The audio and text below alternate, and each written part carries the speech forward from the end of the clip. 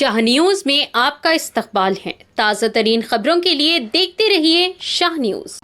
తెలంగాణ రాష్ట్రంలో రెండు దశలుగా గ్రామ పంచాయతీ ఎన్నికలు పూర్తి చేసుకొని రేపు మూడో దశ పోలింగ్ కొరకై అంతా సిద్ధంగా ఉన్నాం. ఇలా రెండు దశల్లో కూడా కాంగ్రెస్ పార్టీకి ప్రజలు చూపెట్టిన ఆదరణకు వారికి నేనంతా కూడా కృతజ్ఞత తెలుపుకుంటున్నాను.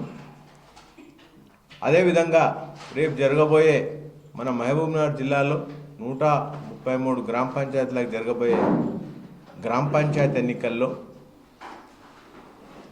ప్రతి ఒక్కరిని ఏ విధంగా అయితే మీరు ఈ రెండు దఫాలో కూడా మా కాంగ్రెస్ పార్టీ పైన ఆదరణ చూపినరో ఆ విధంగానే రేపు మూడో దశలో ఇంతకంటే ఎక్కువ శాతంగా మీరు తప్పకుండా మాపై ఆదరణ చూపి రేపు మా కాంగ్రెస్ పార్టీ బలపరిచిన సర్పంచ్లందరినీ కూడా ఎన్నుకోవాలని చెప్పి కూడా మహబూబ్నగర్ జిల్లా ప్రజలను నేను కోరుతున్నాను.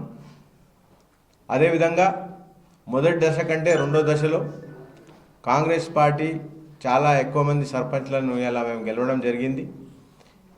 ఈ రెండు దఫాల్లో వచ్చిన గ్రామ పంచాయతీ ఎన్నికల్లో చూస్తుంటే మాకు అసెంబ్లీలో వచ్చిన ఓట్ల కంటే ఓ 5% ఎక్కువ శాతం ఓట్లు ఈ గ్రామ పంచాయతీ ఎన్నికల్లో ఇలా కాంగ్రెస్ పార్టీ వైపు ఇలా ప్రజలంతా కూడా వాళ్ళు చూపిస్తున్నారు, వేయడం జరిగింది. కాంగ్రెస్ పార్టీ ఏదైతే 2 సంవత్సరాల నుంచి ప్రజాపాలనలో చేస్తున్న పనులన్నిటికీ కూడా ఇది నిదర్శన. ఇలా గ్రామ పంచాయతీలో ఇలా ప్రతి ఒక్కరు కూడా కాంగ్రెస్ పార్టీతోటే ఏదైనా సాధ్యమో, కాంగ్రెస్ పార్టీ ఏకైక పార్టీ, ఏదైతే చెప్పిన మాట నిలబెట్టుకునే పార్టీ కాంగ్రెస్ పార్టీ అని చెప్పిన మాట నిలబెట్టుకునే పార్టీ అని చెప్పి ఇలా కాంగ్రెస్ పార్టీకి ఇలా పెద్ద ఎత్తున ఆదరణ చూపిస్తున్నారు.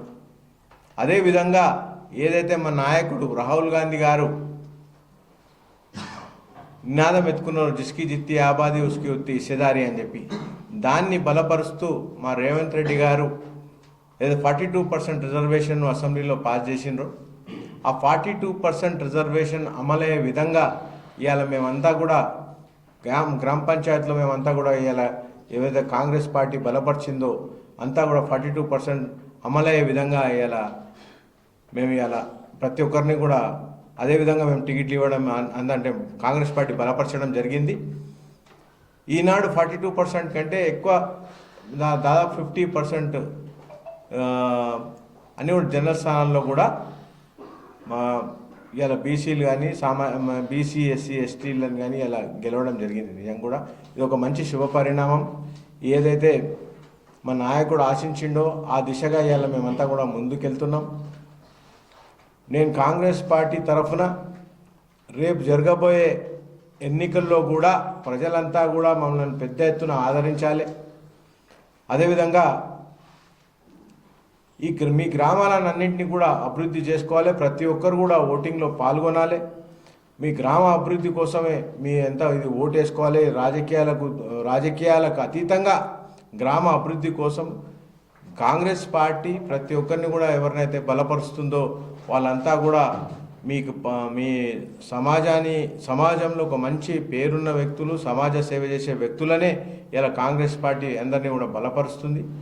ఇవాళ ఎక్కడ కూడా మేము ప్రజాస్వామ్యబద్ధంగానే పోతున్నాం తప్పితే ప్రజాస్వామ్యానికి వ్యతిరేకంగా మేము ఎక్కడ కూడా వెళ్తలేము ఇలా.